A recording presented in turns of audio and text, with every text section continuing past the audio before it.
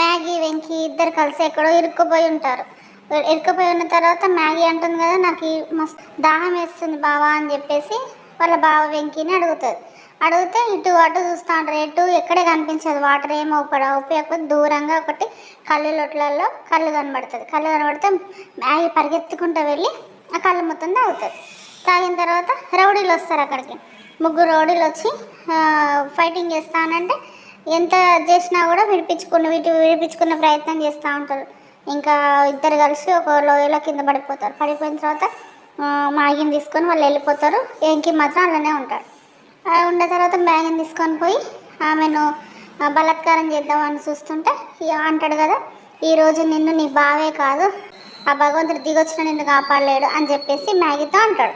కానీ వాళ్ళు మ్యాగీని జైలుకి పోతుంటే వెంటనే వెనకాల నుంచి వాళ్ళ బావ వెంకీ వచ్చి రౌడీలను కొడతాడు.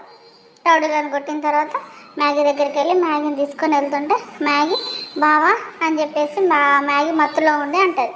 మరి ఆ మత్తులో ఉండి ఏమన్నా ప్లాన్ చేసిందా, లేకపోతే వెంకీని ఇరికించడానికి ఏదన్నా సపరేట్ ప్లాన్ ఏమన్నా ఉందా, అసలు ఏం జరుగుతుందో రేపటి ఎపిసోడ్లో చూద్దాం.